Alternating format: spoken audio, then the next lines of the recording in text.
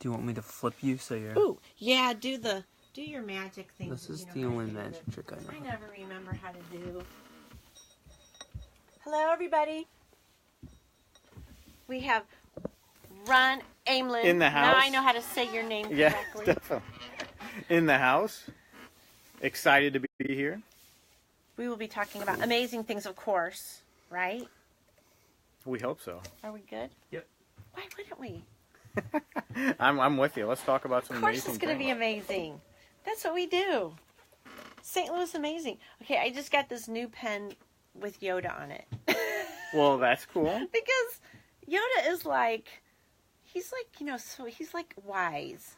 He's like a Buddhist or something, I feel like if I had an altar, I would have to have like a Yoda on there as well. That should be your thing. You should hand out those pens to everybody you meet. Just Yoda. You'll be the Yoda pen lady. Be the Yoda. I can't, it's so funny when I think about seeing Star Wars as a kid and having no idea how many years later. Oh, yeah. Well, I would still be watching Star Wars movies.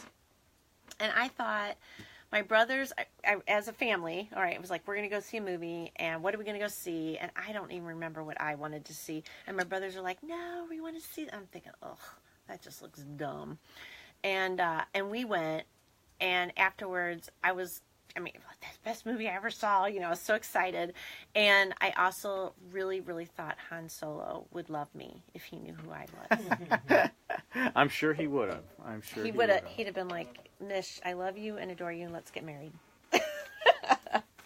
Yeah, and the impact that movie still has today. And that's how those things always work. Like if you try to design something that you think will have impact right 30 years later, it would never happen. No. It's always the thing that just kind of happens and takes a hold of people and goes on and on and on. It's kind of the viral video. I know people who spent countless hours trying to create the viral video, and that's the beauty of that is that it just happens. You have no idea. Exactly. The planets aligned for that.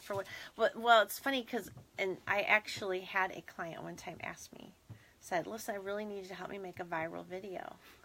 I was like, oh. Okay. Let me get my viral video kit. Do you have a swirl on and a water ski? Maybe we can start there. Yeah. But I thought, that's how that works, really. Exactly. But I think it's so funny, like the things that people think in their head of how that comes together. Right, like, right. Oh, I need to make and you're right. People can make a video, spend amazing amounts of money on it. Well, and sometimes get themselves in trouble. Some of those things, I'm like, what were you thinking when you when you put that out there? No, that's not going to make people happy. Or some commercials. I crack up at some of the commercials. I'm like, who gave this a thumbs up? I know the Super Bowl commercials will be interesting in a couple of weeks, and I always wonder. You're paying that much money for that? You're paying millions of dollars for that. It feels like it's not as like a thing like it used to be. The Super Bowl commercial. I don't know. The halftime show is still pretty. It's gotten even. Yeah, bigger. Lady Gaga flying around. Yeah, and this year it's Justin Timberlake. So. Oh, is it? Yeah, I didn't even know. And he'll put on a good show for sure. So. Now, when Lady Gaga did her thing, and there were those weird was that drones? I think I just realized this recently that was a drone light show going on. I didn't even know I was writing something about drones for one of my clients, and I noticed there were these drone light shows, and I was like, oh, I think that's what I saw at Super Bowl last year. I didn't know that's what's amazing about that is those performers don't get paid. They don't get any compensation for that gig. But there's so many millions of people. That's an audience that you've got to be in front of, and everybody's watching it. that people would, I'm sure, pay to do that if they opened it up for bidding. And so they don't pay the because performers. You wonder how much. I'm sure there's an increase in their. Oh, I'm sure. Sales Justin Timberlake has a new album out, and I'm sure that this is going to really, boost that. And so to get in front of that many millions of people, is it's a gift. I've heard the Super Bowl that we can make this big deal out of it, but there's a lot more viewers of soccer type events. Oh, I'm sure than there are is. Super Bowl. We're like, Super Bowl's the end all. And people are like, yeah, not really. There's a lot more people watching soccer. All right. Did you give him Scoop? I think you gave him Scoop. Are we now? Oh, now look at me and think, will you push that back up? I thought I had turned off. Hold on. Sorry, everybody. Let me turn this thing. The do not disturb guy. There we go. All right. Now I got, there we go. We're back. Hi, everybody. Okay. Sorry about that. My daughter's probably like, why isn't my mom answering? Look on Facebook. I'm there live right now. Cool. All right. I'm going to bring that microphone up just slightly. Yeah, cool. Perfect. All righty. I'm ready. Ready when you are, sir. Okay. I'll give you the thumbs up. Hi, this is Mich Hancock, and you are listening to Mishmash, a place where I get to talk. Let me do that again. My mouth isn't working. Try again. All righty. Here we go. Hi, this is Mich Hancock, and you are listening to Mishmash, a place where I get to talk to the weird, wacky, wonderful people of this world, people I adore and want to know more about. Today, my guest is Ron Ameln. Ron is the owner of St. Louis Business Monthly, a business publication dedicated to helping small and mid-sized business owners grow their companies. He himself is also an entrepreneur, as well as a speaker and small business expert and advocate. Well, hello. Welcome, Ron. I'm excited to be here. You mentioned weird, and you found the right guy. I walked right in. Good weird, right? Not bad weird. Well, so you and I have, we've seen each other, but we haven't, I don't know that we've officially met. Probably not. I'm so happy that I get to meet you. Yeah. And our good friend Scott Reagan, Scott was like, talk to Ron. I'm like, what a great idea. I love getting to know people. And on the podcast, it's really fun. So tell us about Small Business Monthly. Well, Small Business Monthly actually started in 1988, and a lady by the name of Judy Metter started it. She was a consultant for many years for Edward Jones, and so her job was to go out and actually help small companies grow their businesses. And so what she realized was these small business owners had to wear a lot of hats, and so they needed some advice, they needed some help and some guidance, and there was nothing out there that was really giving them that help and guidance.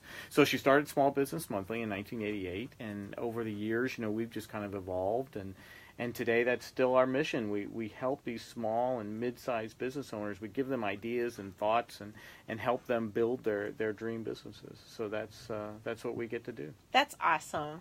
And as a small business owner, I can tell you that's so needed because you really, you go out there with these big thoughts and dreams and ideas. I'm so good at this thing. Right. So I am going to go make this into a business. And I'm sure you've heard this story before. And then at some point you're like, oh, I have to run a business. Wait a minute. Exactly. Wait. And that whole thing of when do you hire the accountant? You're doing all your accounting. When do you hire that person? When do you start to, it really is a confusing but exciting, but also really confusing and sometimes kind of scary adventure to be on. And the challenge is that every business is different, and that every industry is different, and then a lot depends on you, the owner. What do you want out of the business? Because you have to be happy, and that's the real challenge. And there are a lot of people who want to tell you how you should run your business, or you may even watch others and say, oh, I want to try to do that to impress them, and it really comes down to what you want and what makes you happy, and that is that's one of the biggest selling points that our magazine and the events we have is that we really focus on the entrepreneur and try to make them happy. This is their journey, and they should be excited about it. I love it. So, is it fun? Do you love what you do? I love it. I love meeting people like yourself and other entrepreneurs and business owners that are out there really taking control of their lives and being the bus drivers, as I like to say, of their life, and instead of sitting in the back somewhere and letting someone else take them where they want to go. They're actually in the front seat and behind the wheel, and so I love that, and so we love helping them and giving them hope and letting them know that there are tough times, but there are others who have struggled through these tough times, and they can make it. I mean, owning a business is a really difficult thing to do. Yes, it is. And I mean, you know, the Super Bowl is in a couple weeks, and we'll watch these players go out there and do some great things on the field. And if you think about it, these guys have been doing this since they were like 3 or 4 years old. They've been out in the field, they've been practicing, they've been coached, and as entrepreneurs, and it's a skill. They've developed this skill. They have talent in this skill. Right. And as entrepreneurs, you know, we go out there and, you know, throw open our businesses, and we haven't we haven't built that into a skill yet, and we haven't, you know, refined that skill yet. And owning a business is a skill. It's something that over time that you get better with, and so that's something we are hoping that we're doing our part to help people around St. Louis accomplish that.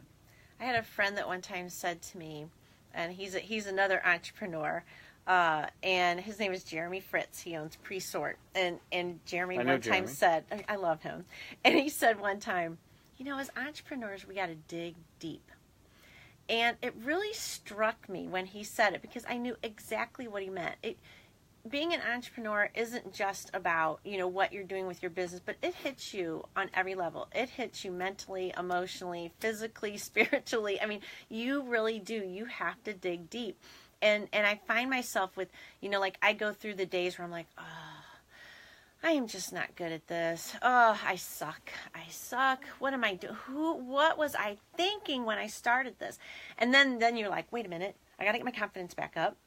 I have a whole business to run. I did something right, you know, and you're just, you know, you're like this a lot. Right. And you know, business owners need help. I mean, and then that's one of the biggest things. Whether it's a friend to talk to once a day, or someone to come in and really help you inspirationally, or just business advice and things about your numbers and things you can do in marketing and sales. But business owners need help, and they need advice, and you're already kind of on an island, right, as a business owner, and so you can't, you know, you have to bring people on your island to help you out, and the more and more help you get, the more comfortable you'll feel as a business owner, and the more successful you'll be. Well, and now, I mean, the big word is collaboration. I think we have figured out that you have to collaborate with others, and I know for me personally, at one point someone had said to me, oh, I see it, someday you're going to have your own office with like 30 people working for you. And my instant thought was, no. And I thought, why was I so like that about it? And over the years I discovered, no, I really don't want 30 people working for me. Like that would not make me happy. Right. What I would rather do is collaborate, for me, other marketers that can really help me bring a fuller picture to a lot of my clients. Right.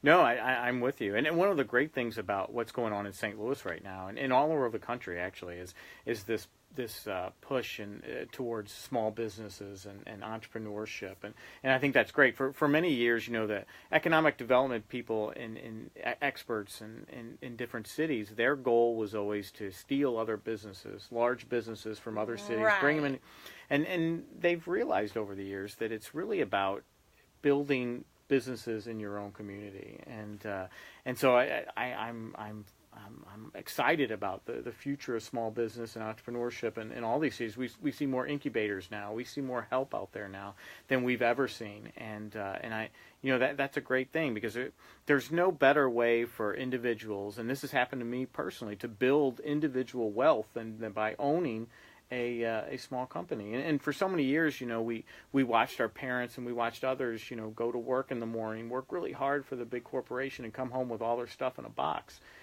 And so this is one way to kind of control your own destiny and your own happiness at the same time. So I'm glad to see the effort and the regional push to really get people excited about owning their own businesses. I'm with you. I love it. I love what's going on in St. Louis and everywhere, that we're like embracing that small business. Yeah, definitely. And the collaboration that comes with it, and the incubators that are popping up, and the co-working spaces, and all those type of things that are coming up. And I think it's fantastic. Yeah, it's happening here. Well, we're going to take a quick break. We will be right back with Ron. It goes really fast. Was that what you're looking for? You're Is that awesome, good? though. Yeah, no, you talk. That's what's good. It's, I'm really good at finding people that talk. I rarely get people that don't talk. That's good. You're thinking, oh, yeah, well, that's not good. Now. Yeah. Because especially, it's one thing when you're live and people can see you talking, but if they're just listening to the podcast and nobody's talking, it's like, what's going on? What are you doing over there? No, it's definitely. too quiet. And I'm chatty. So. All right. You ready to go? I am. Here we go. And we are back with Ron Ameln, and we've been talking about small business and owners and all that good stuff. So you guys, you do a lot more than just a monthly magazine. We do, yeah. We have several different divisions of our company. We do the magazine, then we put 2 trade shows together a year here in St. Louis called the St. Louis Business Expo. We do 2 of those. We do a trade show in Kansas City. We do one in New Orleans.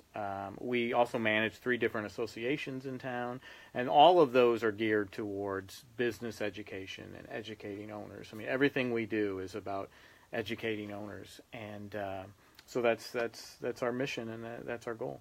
Wait, so you say Kansas City and New Orleans? I didn't know you did that. Yeah. So is it the same that you do here? You just are transferring it to... Yeah. And then do those areas also get the small business They monthly? do not. Okay. No. Nope. Okay. So that's just St. Louis. Yeah, we do those for other organizations in those cities. Ah, gotcha. Very cool.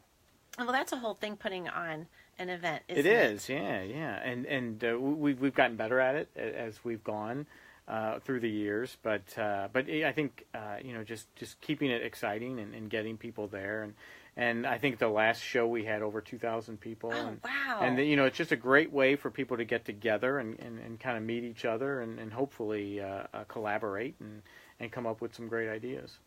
So, as a person that also puts on events with TEDx, it is a lot of work. It is. I don't know that people know how much work goes into something like that. But with yours, you've got to think about the people that are there doing the trade show part. Then you've got your speakers that come in, and you have a main stage, like a keynote, but you also have little stages. Yeah, around. we have. I think there's 4 stages altogether. Like April 10th is our next one, and Google is coming in. They're bringing in some speakers that are going to actually take over one of those stages. Really? Yeah. So we'll have 4 stages going at the same time, and we'll have an exhibit floor and we have a speed networking event from noon to 1. And then we have a big lunch that 300 or 400 folks will be at during that event as well. So wow. A lot going on. But we don't, as far as events go, we only do, we will never do one event for someone because we do events for different corporations. We always make sure we at least do 2 or 3 because 75% of the work goes into that first event. And once you get that done, then you can move on to the next one, and it's easier. And so we learned the hard way on that we'll never do one-off events because it just doesn't, it's not worth the time and effort that you put into it to do it one time. So. But 2,000 people, that's awesome. It's a lot of people. You're getting the word out and people are showing up. How many were at your first event? Boy, we had it at I'm not sure. We had it at a hotel ballroom, and it was little tables, and so we didn't have as many. But now you're at a convention center. Yeah. So we've graduated to the St. Charles Convention Center, so it works out for us. So are there any? What's going on with the small business world right now? Is there any awesome trends you see? Yeah. Well, I think the biggest trend, and Royal Banks had a economic forecast breakfast that I spoke at in December, and I talked about this. I think the biggest trend is really the baby boomers, and the baby boomers, we're seeing the front end of it now are leaving and retiring, and the next 10 years we're going to see a lot more that are going to leave, either their businesses or employees that are going to leave, and those individuals have to be replaced. And the millennials bring some challenges, and I think they're going to do great over time. But right now they bring some challenges in that the average baby boomer stays on their job 12 years, and the average millennial stays on a job 18 months. So really, yeah. So you think about how you're going to replace. For example, there's a small accounting firm that I know that last year lost 3 baby boomer employees, right? Small firm, but those 3 employees, 100 years of experience combined. So how do you replace 100 years of experience when it walks out your door? No kidding. And so the challenge is really going to be, how does this affect businesses, and how do you retain these millennials and get them excited and motivated about what you do? Because 18 months versus 12 years, I mean, that's a scary thing for business owners. Right. So, my wife and I used to own this home in North County, and we had this big fenced-in backyard, right? And it was a wooden fence, and we bought it. The fence posts were falling over, and I'm not very handy at all. So my father-in-law, he came over, he showed me how to, pull out the old ones, put the new ones, and concrete it in, do the whole deal. And the first one I did took me about 3 hours to do, right? Right. But every year I do a few more. And after like 5 years, I could do 11 in an hour, right? Wow. Just because that's how life works. You get efficient, you become better at what you do. And so that's where that 18-month thing is a real killer for business owners, because, once we get these employees in and we get them trained and they're starting to get it, it's like Malcolm Gladwell has that book about 10,000 hours to be really good at something. Right. I mean, that's 5 years if you work 40 hours a week. So, right? So you need to get employees to that mark for them to be really, really good and efficient. And if they're only staying 18 months, they're not going to get there. And so that's the big challenge looking forward. I think that's the thing that no one's talking about. The media's not talking about. Well, when I talk to business owners, this is the issue that is really worries them the most as far as a trend or thing that's coming on. I mean, the next 10 years in business, large business, small business, is going to be the craziest 10 years we've ever seen because of these baby boomers. I mean, the baby boomers, when you look back in history, is just such a glut of individuals, and this is kind of a morbid thing, but it shows you the amount of baby boomers. In the next 40 years, more people are going to die in this country that have died in the history of this country. Wow. So it shows you the amount of folks, and a lot of them are leaving the workforce, and and they're leaving their businesses, and I talked to a business broker a couple of weeks ago. 9,000 something businesses, baby boomer businesses, new ones every day are on the market, are being put on the market. Really? And unfortunately, many of those won't be sold, as these baby boomers are at this stage where they're ready to leave, and someone has to take over that business, or it's just going to go away. Right. And so there's huge opportunities for people within this change. But I think that's what's coming down the pike as far as businesses are concerned. I think that the idea of the baby boomers leaving the marketplace is going to be something that every company is going to have to deal with. So, and on the end of, like, the millennials, I mean, is it that we're just not keeping their attention? I mean, you think about it, you go to the mall, and it's like, I mean, I feel this way, and I have a daughter who is 16, so I know how this is. You walk into a store, and you see all these clothes, and then 3 weeks later, all those clothes are on sale. They're practically, the trend's gone anyway. So now the new crop is coming. I can't keep up with it. And do you think it's like that's what they grew up with? Constant change. So sitting anywhere for 18 months feels like. You're right. And I think that business owners have to build cultures that are different than the cultures that they came into the workplace with. I mean, it used to be 20 years ago, you came into a company, you sat at your desk, you kept your mouth shut, and maybe in 3 or 4 years you get promoted, right? Right. Well, that won't work now. And so and it wasn't a good culture anyway before.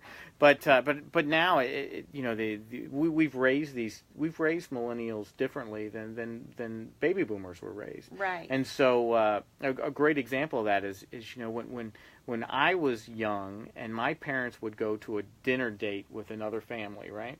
My mom and dad would say, when we go over there, if whatever Mrs. Jones makes for dinner, right? That you better eat it and you better love it. Yeah. And then you and the other kids, Mrs. Jones's kids, you guys go in the basement, you go outside, you stay away, and don't come in unless you're bleeding, right? That's how we were raised. Well, my wife, she'll call up one of my daughter's friends, and they'll create a play date for these two girls. I mean, This is how it's done today. Right. And so then the mother will call and my wife and say, what do the kids want to eat? Well, the kids want McDonald's. So then the parents will just... no peanuts. It's like there's a bunch of things you got to cover. Right. So their millennials grow up with this idea that they're part of the party, that they're part of this solution. They're part of the deal. And so when they come into your office place, it's not that they want to run the show, but they want to be a part of it. They want to collaborate with you. Yeah, They want to give ideas and input. It's not like the old days where you sat in the corner and kept your mouth shut for 4 years, because that's not how they were raised. They were raised having a voice and having a say. Exactly. And so cultures need to rely and have to adapt and have, they have to change a little bit. And I think that will help many of these companies retain these millennials. I completely agree. I think you got it. That is exactly it. Because they want to be a part of what's going on, as opposed to just sit down, be quiet, do your job, and at some point you learn something, kid. Right. and then we'll talk about doing something different. We're all the result of our experiences, basically. Right. And you look at a lot of the baby boomers, their parents came up in the generation of the Great Depression, and so they were taught certain ways to grow up and fit in than the millennials are taught. So exactly. We're all different, and it doesn't make it one better than the other, but we have to adapt to who we are, and so I think we'll see a lot of different cultures as we move forward. Interesting. Thanks, Ron. We're going to take another break, and we'll be right back. That's so interesting. And the thing I've noticed, too, is that their assisted living places are going up like crazy. The silver tsunami has hit. So it's just, they're everywhere. And that sort of business keeps coming into my world. People that are pharmacies that cater just to the assisted living places. And it's amazing what's out there. Yeah, we've looked at setting up a 50 and over magazine, and because the baby boomers, I mean, this is a different retirement crowd than we've ever seen, because these individuals have some resources and they're not ready for old folks' homes. I mean, they're ready to roll, and so we'll see. Well, do you know Chris the Scribbler? Yeah. So she has, I think, grandparents in business. And with hers really focuses on the grandparents that they're still out there making an income, right? But they're also watching their grandchildren, and they're kind of like sandwiched there. Yeah. And then there's a woman I'm going to be meeting with tomorrow, actually, and her company's called Boom Lolly, and she is also talking to that's who she's talking to, are those people that are. It's a and now for the first time in like 40 years. Millennials make up the largest sector of the workforce. It used to be baby boomers. For the last 40 years, It's been baby boomers. And now millennials, and we're just on the first wave of this. And then where the millennials are now leaving. In fact, I was talking with one of my employees, and her father is working right now just for health insurance. It's the only reason he's working. Right. And I had someone from AAIM tell me that if we ever went to a national health care, like tomorrow it's Medicare for all, right? Yeah. That like 6% of the workforce would be gone we're the out next of here. day. Yeah, we're done. And we don't need because it. healthcare is so expensive, and when you're 63, it's just really difficult to get, and it's not difficult to get, it's just really expensive. And it's just so the people are working just for that. But if they didn't have to do that, they would probably retire. And so so it's just interesting. That is an industry that needs to have some disruption in the health insurance. Definitely. But I know a guy who has definitely cut down on mine, and what he's got going on. His name is Steve Spinner. It's called Everyone Benefits. Huh. And my health insurance went from $1,400 a month for 3 of us down to more like $800 a month. Wow. I'll give you his. Yeah, number. you should. Yeah, he's got it going on. He's got a very interesting. Oh yeah, the solution. health insurance thing is a mess. Okay, we're done chatting off the podcast now. Thank you, Sam. All right, you ready? Yes. Okay, here we go. All right, Ron, it's question time. All right, Are you ready? I'm ready. Do I get to hedge on these? Or? You get to do whatever the heck you want with them. It's free for all. All here. right, I like it. Okay, so you are an entrepreneur. Okay. You are a fan of entrepreneurs.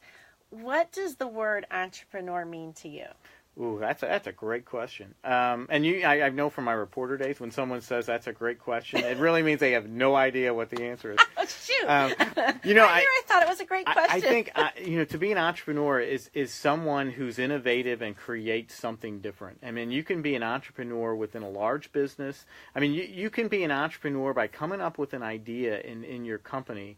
There's a company I know that does eye needles for eye doctors, and they manufacture these needles, and they're having a lot of problems with mistakes coming in. They did 10,000 a day, and they were having issues with mistakes. That seems like a bad mistake on an eye needle. Yeah, well, and so the mistakes would come back, and they have to redo them. It's cost them a lot of money, and one employee had this great idea that most of the mistakes were from newer employees, and so they had checkers, but the checkers couldn't check all of the needles. They could only check like a 10% of them. So they had this tray system he came up with. Red trays were for the newer employees, the black trays were for the older employees who were more veterans. And so then they cut down their mistakes because of the checkers were just checking the red ones, right. The newest employees. And so that, to me, that's entrepreneurism. That's innovation. And then it can happen in a variety of ways. And so simple. Yeah, a great simple solution. Right.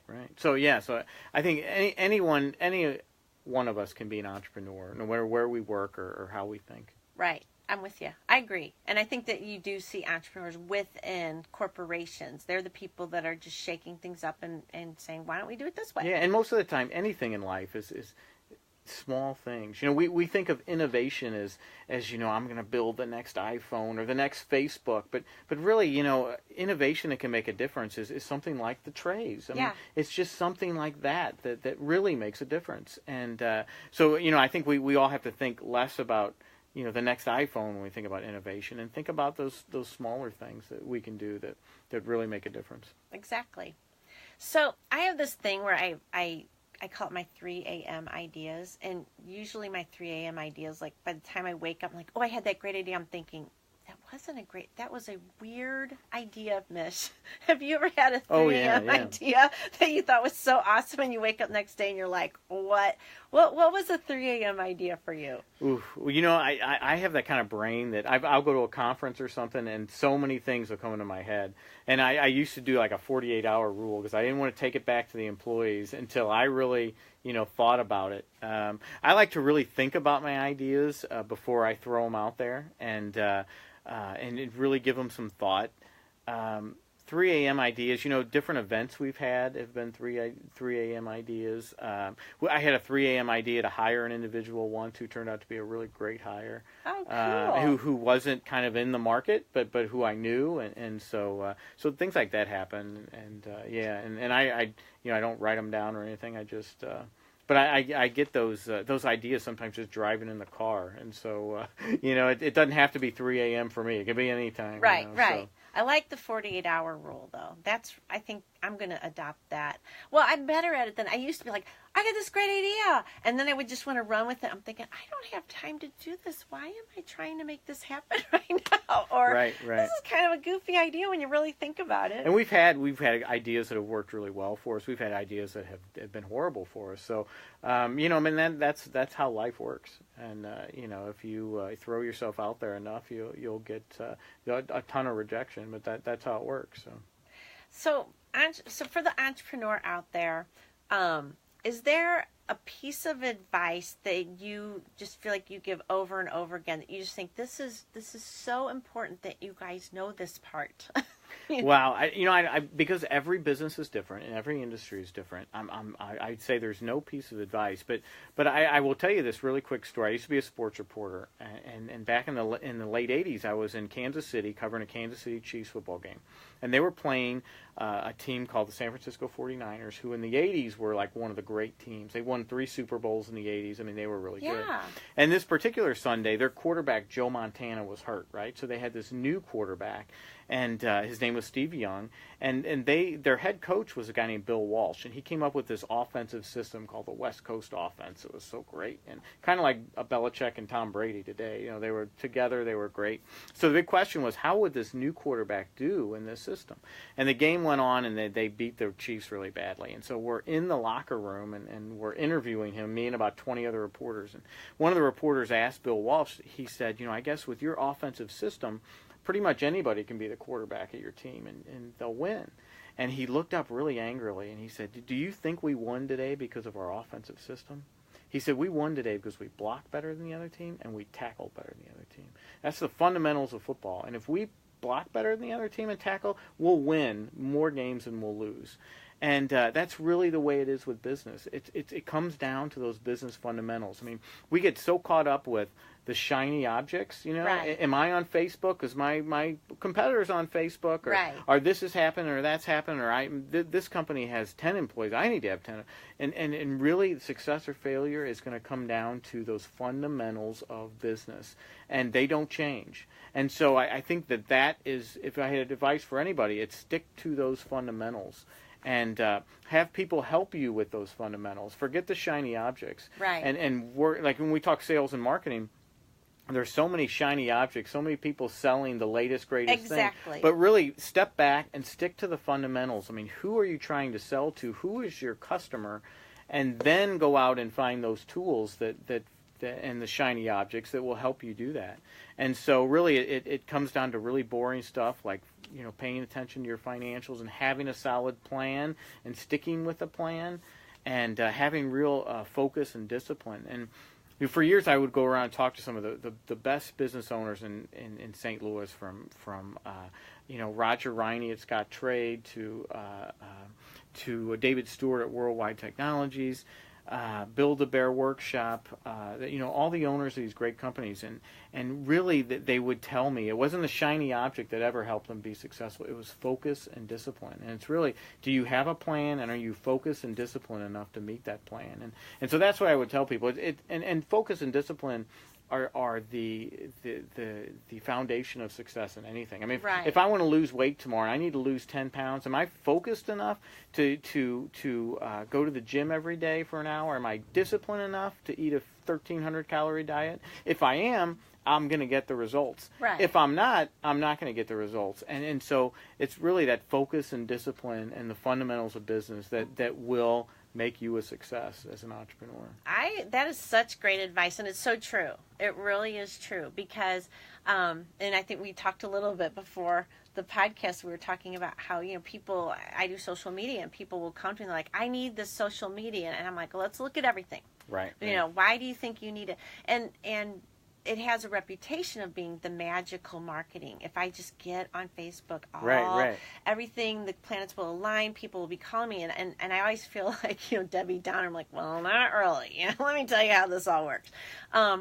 It can work, but it's not magical. Right, it's work. Right. Right. It's going to take some work it's like to get anything it done. else. And I know, and a lot of times entrepreneurs don't want to hear that because they don't want to hear focus and discipline. They want the top 5 things they can do tomorrow, and then they'll all, they can just, be successful. Exactly. We can sprinkle some pixie dust around, and everything's going to be great. But that's not how life works. And my son's a competitive swimmer, and how much time are you going to put in the pool? I mean, the more time you put in the pool, the better swimmer you're going to be. I mean, it just kind of comes down to that, and that's how life works too. I mean, so the more focus and discipline you are on doing the business fundamentals, the better your business will be. And collaborate with the right people. Right. And those people are critical to you sticking with your focus and discipline and helping you with those fundamentals of business. Exactly. Well, thank you, Ron. That was just pleasure amazing. being here. I'm so excited that you came on the podcast well, I'm today. glad you asked me. I love it. And what's coming up? What's new? What's your next event's coming up? Yeah, we've got April?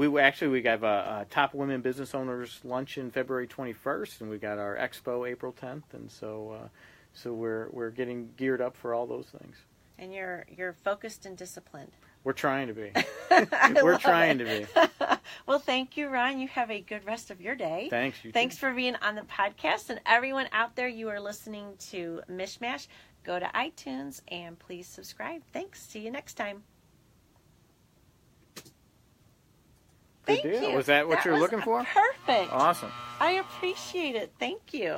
Yeah, the Facebook is, and we spend a lot of money on Facebook. And I think Facebook is going to change now. It seems like they want to move back, because Facebook to me has really become a medium of promoting your products now, instead of that, individual, sharing ideas and sharing things about you. It's become just a marketplace to promote products and services. I'm interested to see. It's so hard to say with Facebook, because so many times I've seen it where they've made some big announcement. We're doing this. And then everybody's looking at it going, maybe it's like people want to hear that. Did that make a difference? And then other times they don't announce anything. And I'm like, wait, what's going on here? And we work on so many pages. We'll see trends. And I'm like, why is this not working right now? And it was working. And it's a constant pivot, which is probably why I keep doing it, because I get bored easily. So social media is perfect for me. And but you just never know. And I've had so many people call me this past week and say, so what do you think about, what's going to happen? And I'm like, I really cannot tell you. It's a watch and see. And watch and see if anything actually happens. I know for sure you have to advertise now. Organic reach is way far down. Right. And we do that. We spend about $5,000 a year for our expos. Oh, I'm sure. And that's the same with TEDx. That's all of our people are on Facebook. That's like our big place where, most of our people gather. And so we spend money on advertising on Facebook because that's where everybody is. Right. I would hate it that it would just be advertising that people would see now, if that's the case. But yeah, it remains to be seen. It's interesting. That whole digital world is interesting. Between Google and Facebook, I saw the statistic, 84%. They take 84% of the digital dollars. And so really those two run the show. They do. I call them the Horton. They're Horton. We're the Who's. So you have to... you have to post and talk about yourself and have content, and it's a huge. But everybody's deal. doing that though too, and so that's the trouble. Everybody's doing that. So how do you rise above the noise? Everybody's doing that, and that's how do you stand out in a crowd of millions? And you can't. It's interesting because one of my it's a car dealership, and one of the GMs at the car dealership, he is just so willing to do interesting things, and it shows. We just ran an ad for him, and it's fun, and it includes his people and all of that, and the ad's doing great. And I know it's because he's willing to be a little bit different. Definitely. Yeah, you got to stand out somehow. Yeah. You just got to be, and then that's why law firms and accounting firms, more bankers, more of the conservative industries have struggled with that over time, because it's harder for them to stand out. And on social media, people like fun, or I always tell people, you either have to touch the heart or the funny bone. If you can touch one of those two places, you'll get more notice than if it's just your regular old, here's us, this is what we do. Yeah, it makes sense. Professional speakers always say you should end your speech, either make them laugh or make them cry. One of the two. Yeah, exactly. Right? So, so I get that. It's that emotion. Well, thanks, Ron. Oh, no problem. That was fun. I super appreciate your time. Bye, everybody on Facebook. We'll see you guys later. I think if I know how to make this thing go away. I never know. It looks like different. Hi, guys. I'll figure this out. You're welcome. Let's see. No, I won't figure it. Now I'm upside down. Sam, they made it different. Now I don't know what to do. Oh, here we go. I'm sorry. Here's the thing. There's lots. Oh, now I'm upside down. This is so funny. Wait, guys. I have to play with this a little bit now because it's so weird. Oh, I can... Oh, wait. Look at this. Look, I can make effects. Oh, that's too cool. Oh, wow. This is so funny. You should have did the whole show. We should have done the whole show with effects. See? It's like we're literally talking heads now. Oh my gosh, there's hearts, there's everything. How I make this stop, that part I don't know. There's no indication on Facebook Live of how to make this thing stop. All right, well, I'm just going to let it go live for a while longer and with hearts, and we'll have to look at it. All right, see you, Ron. Have a good rest of your day. I will. And Thank you. Yeah, and I'll see you around at some point. What's the other have you doing? Oh yeah, well definitely. And I'm at Medici every once in a while, so maybe cool. I'll catch you there. Are you there a lot? Or? Usually at least once, if not twice a week. So. Okay. Yeah. All right. All right. See Thanks. ya. I seriously don't know how to stop this. We're still live. Oh, nice. I think if you Is that it? there, and now you can hit finish. Oh, thanks, Sam.